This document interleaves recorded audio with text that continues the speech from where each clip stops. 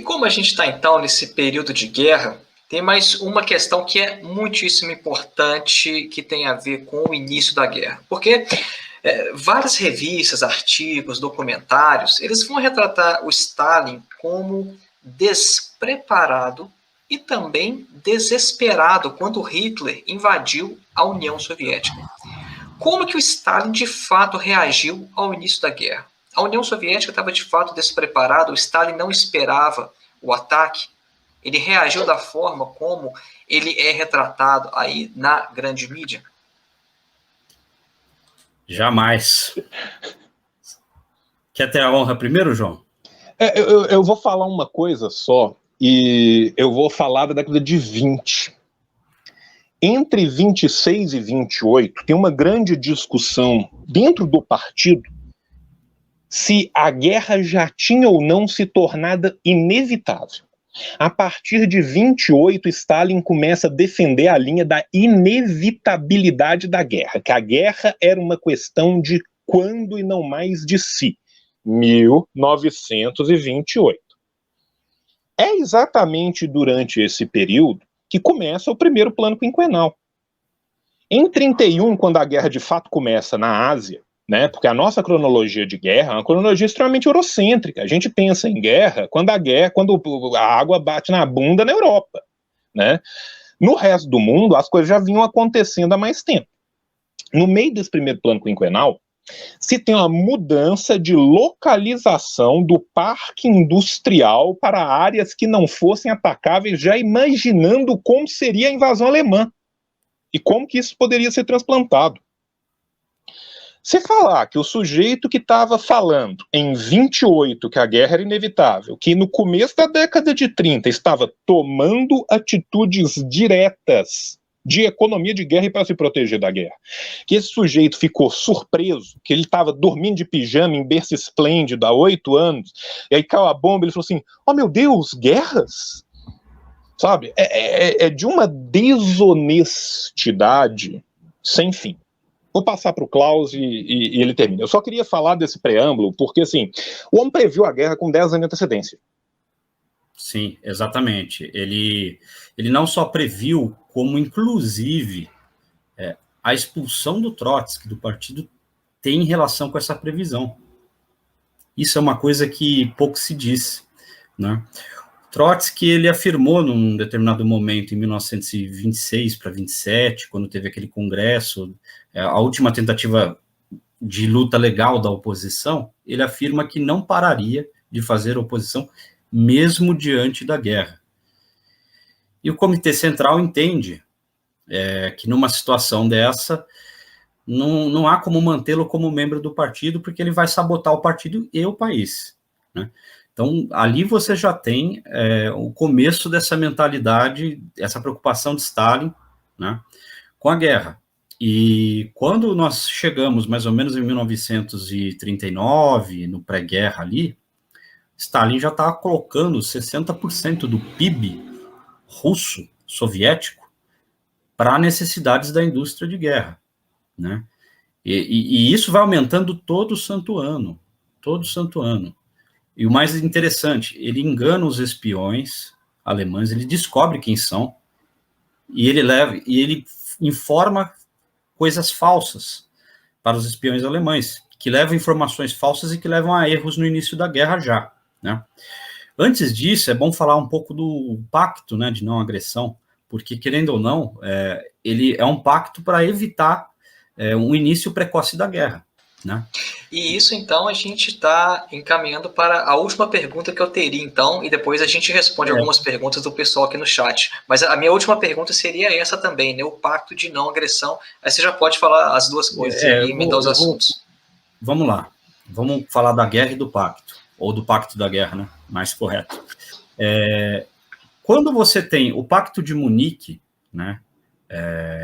Ali em meados dos anos 30, o que acontece? A Tchecoslováquia é entregada numa bandeja para a Alemanha, pela potência francesa e britânica, né, que queriam evitar a evasão de Hitler para o Ocidente. Então, a Tchecoslováquia é entregue de bandeja, inclusive ela não é sequer defendida por parte da esquerda anti-stalinista. Pelo contrário, eles falam que era um Estado autocrático, tão ruim quanto Hitler, e no final das contas eles igualam, né? Então, eles dão uma resposta de um tanto faz para a Tchecoslováquia e tudo mais. Só que isso, para a geopolítica ali da época, era uma ameaça muito forte, porque ela já estava na fronteira soviética. Sem apoio nenhum dos aliados, dos futuros aliados, Stalin não tem uma outra opção a não ser fazer um pacto, né, de não agressão para evitar, para tentar evitar o confronto, né? E aí é que vem o ponto interessante, o conteúdo do tratado, né? Esse conteúdo do tratado é muito importante, porque o que acontece? O tratado todo, ele não afirma em momento nenhum que as pessoas envolvidas são aliadas. Esse é um ponto importantíssimo, não há essa afirmação no tratado. Até porque, vamos pegar a lógica do nome, é um tratado de não agressão. Nós três somos camaradas. Se nós somos aliados e amigos, eu não vou chegar para o Glauber, Glauber, eu luto boxe e você luta taekwondo. Vamos prometer aqui que você não vai me agredir com o seu chute, eu não te dou uma porrada? Se nós somos amigos, não há necessidade de um pacto de não agressão. Todo sentido, né? Se nós somos amigos, esse é o típico pacto que é feito entre inimigos. E o texto do tratado todo deixa isso claro. Entende? Então, o texto do tratado ressalta os problemas desse sentido. E aí surge uma questão polêmica, né? Esse tratado teria protocolos adicionais? Esse ponto foi levantado nos anos 80. Aí surgiu um famoso documento chamado os Protocolos Adicionais do Pacto de Não Agressão.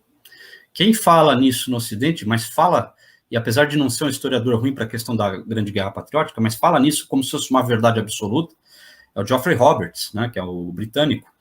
E ele elogia Stalin durante a guerra e tudo mais, mas ele dá com toda certeza que esse documento dos protocolos adicionais é verdadeiro. No que eles consistem?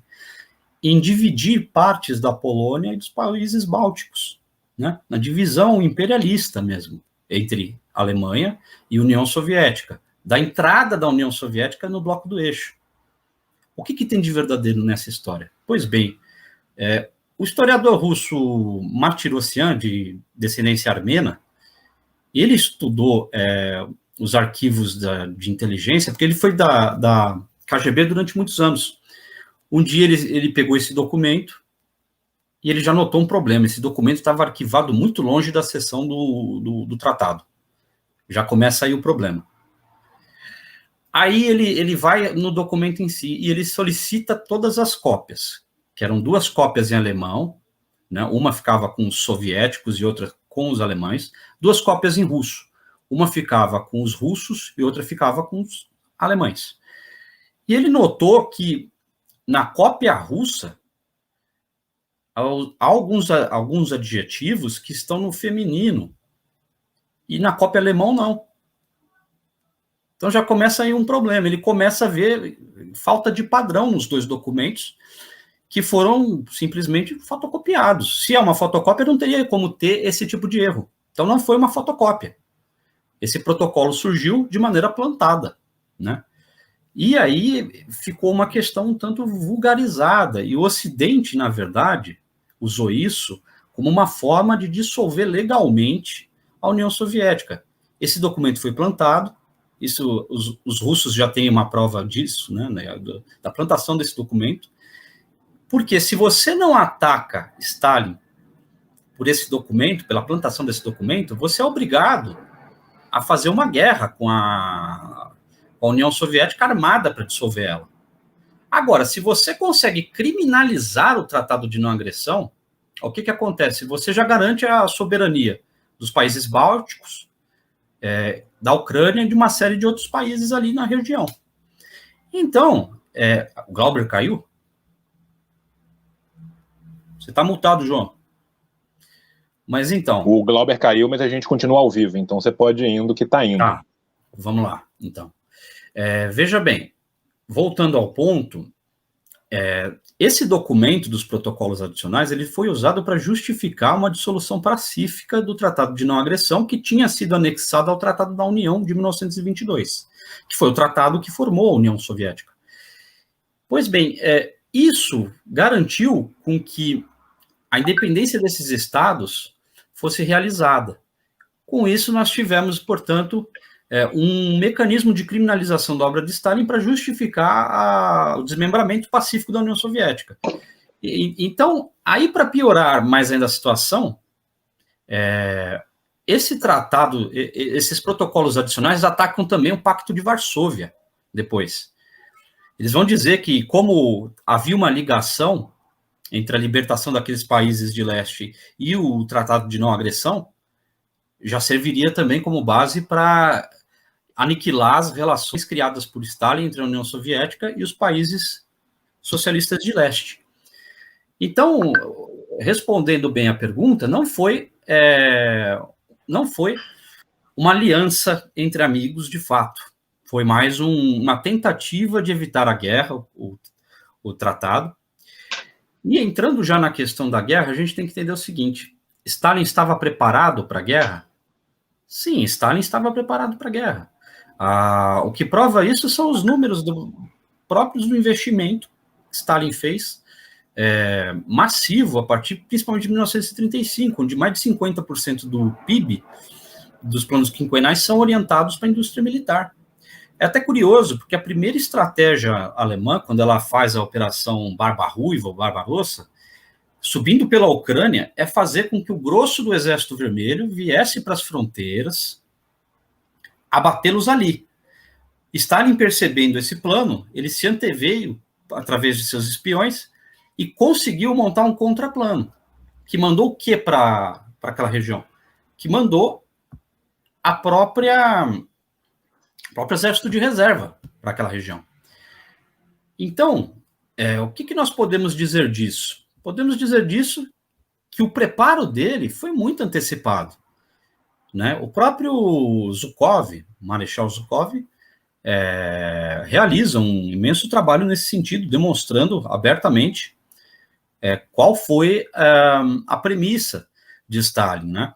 Preparou-se bem os exércitos mais rudimentares para que eles segurassem o grosso do exército alemão, e quando esse exército alemão estivesse cansado, ele já lutava com o exército vermelho.